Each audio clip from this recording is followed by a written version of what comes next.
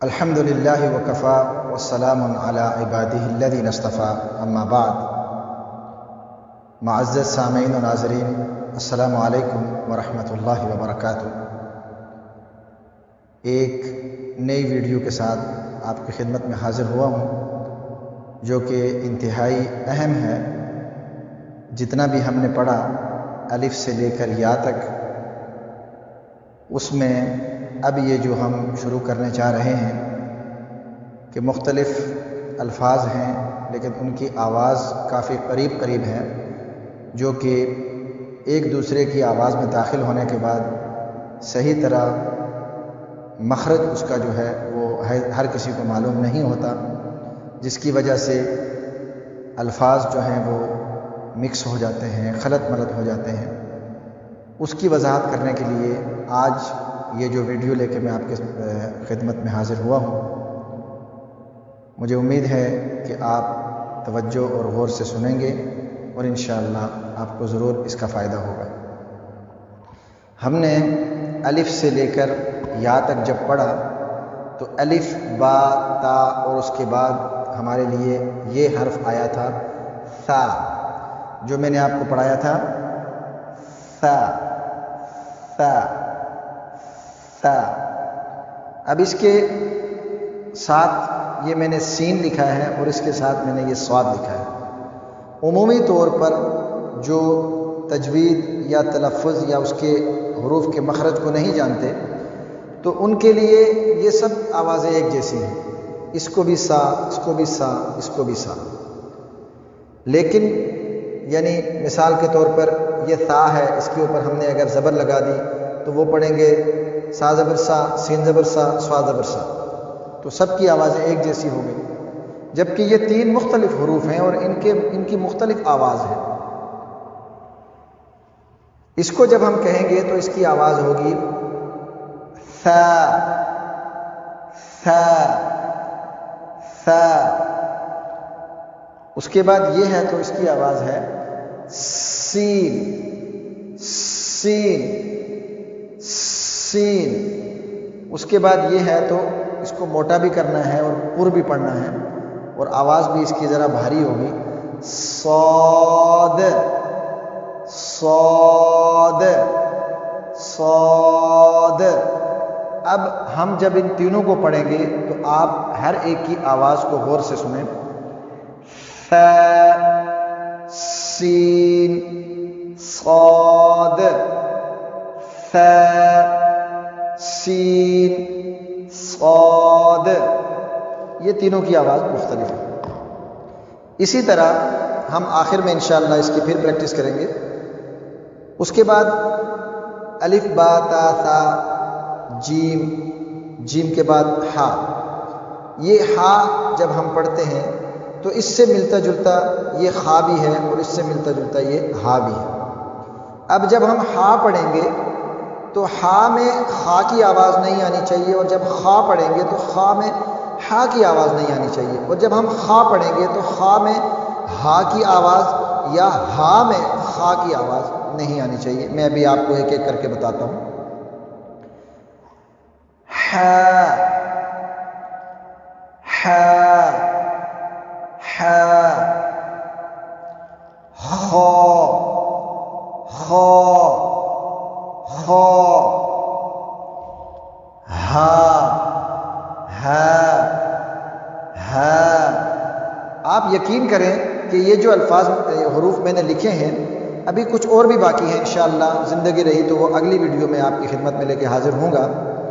فی الحال یہ جو آپ دیکھ رہے ہیں، اگر ان کے مخرج کو آپ سمجھ جائیں، ان کے آواز کو آپ صحیح انداز میں جہاں پر ان کا حق ہے وہاں سے ادا کر سکیں تو یہ آپ کی تجوید کے لیے بہت بڑی کامیابی ہے۔ قرآن کو صحیح معنوں میں تجوید کے ساتھ پڑھنے کے لیے یہ آپ کا بنیادی سبق ہے۔ اگر اس پر آپ نے عبور حاصل کر لیا تو قرآن مجید کے الفاظ کو صحیح پڑھنا، تجوید کے ساتھ پڑھنا آپ کے لیے کوئی مشکل نہیں۔ ہا خا ہا ہا خا ہا ہا ہا خا خا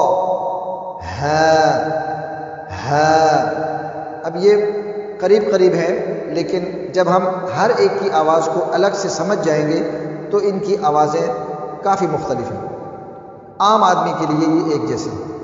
اس کے بعد ح، خ، دال، ذال، ذال آتا ہے، یہ ذال ہے، اور یہ زا کی ایسی شکل بھی آتی ہے اور ایسی شکل بھی آتی ہے، لہٰذا میں نے دونوں لکھ دیے ہیں، اور یہ ضاد ہے۔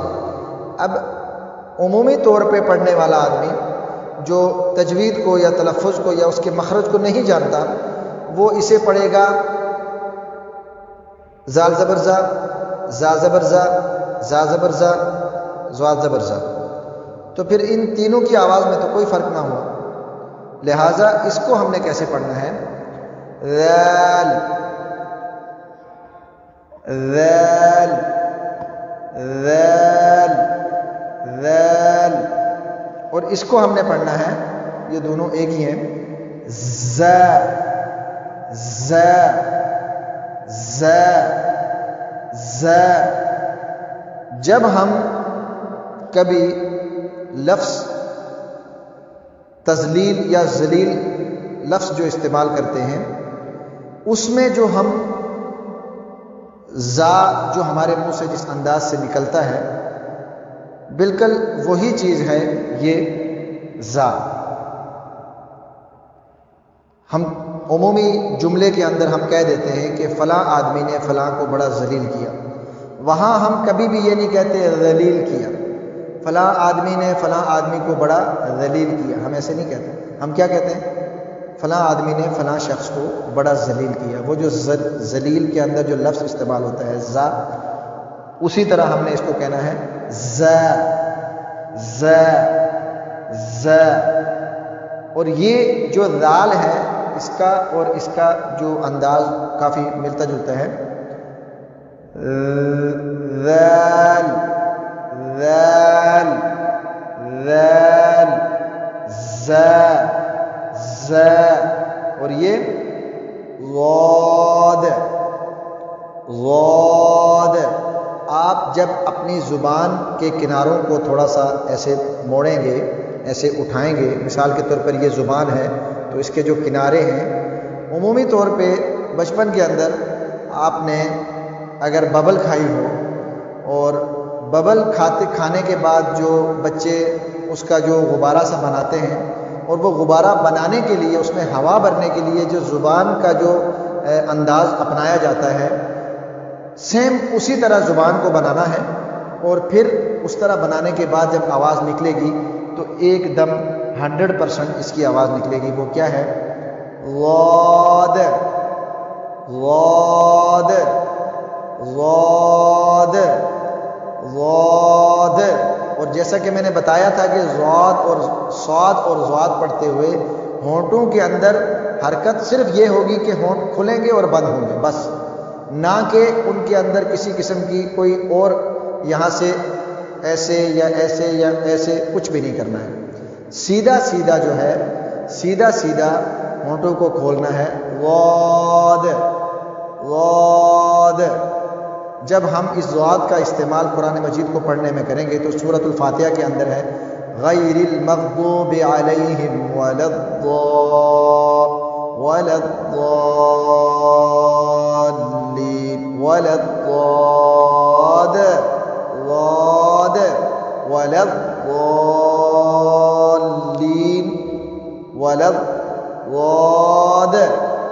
یہ میں آپ کو سمجھانے کے لیے کیا کہ جب ہم یہاں پر ادائیگی سیکھ جائیں گے تو قرآن مجید کے اندر انشاءاللہ بہت بہترین ہوگا۔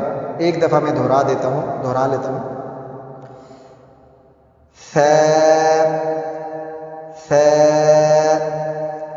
سین، سین، صاد، صاد۔ پچھلی ویڈیو میں ایک بات کرنے لگا تھا، وہ بات رہ گئی تھی کہ اگر آپ یہ چاہتے ہیں کہ آپ یہ چیک کریں کہ جیسے میں آپ کو سمجھا رہا ہوں یا جیسے میں بتا رہا ہوں یا جو میری آواز نکل رہی ہے، آپ خود چیک کرنا چاہتے ہیں کہ کیا میری آواز اور اس کی آواز آپس میں ملتی ہے، تو تب آپ یہی کر سکتے ہیں اگر آپ اکیلے ہیں یا آپ اس بات کو کسی کے ساتھ شیئر نہیں کرنا چاہتے کہ مجھے پڑھنا نہیں آتا، تو اللہ تعالیٰ آپ کی عزتوں کو اور آپ کی جانوں کو اور آپ کے مالوں کو اپنے حفظ و امان میں رکھے۔ تو بہرحال تو آپ کیا کریں کہ آپ آڈیو ریکارڈنگ کر لیں یا ویڈیو ریکارڈنگ کر لیں اپنی چھوٹی سی، اور پھر ان دونوں آواز کو چیک کریں۔ اگر یہ ایک دم ملتی ہیں تو آپ کو پتہ لگ جائے گا، اگر اس میں کچھ فرق ہے، کوئی مسئلہ ہے تو آپ اس کو سدھار سکتے ہیں، انشاءاللہ اس کی اصلاح ہو جائے گی۔ خو خو ذال ضاد ذال ضاد ذال۔ جب ہم عمومی طور پہ پڑھتے ہیں الذین اولئک علی ھدی من ربہم واولئک هم المفلحون۔ الذین، یہاں پر ہیں الذین، یہ دال استعمال ہوا ہے الذین۔ ساری مثالیں اگر میں آپ کو دوں گا تو ویڈیو بہت زیادہ لمبی ہو جائے گی، جب ہم انشاءاللہ آگے پڑھیں گے تو وہاں پر آئیں گی مثالیں۔ ذال زا ضاد ثا سین صاد حا خا ہا ذال زا ضاد۔ امید ہے کہ آپ کی کافی حد تک رہنمائی ہوئی ہوگی۔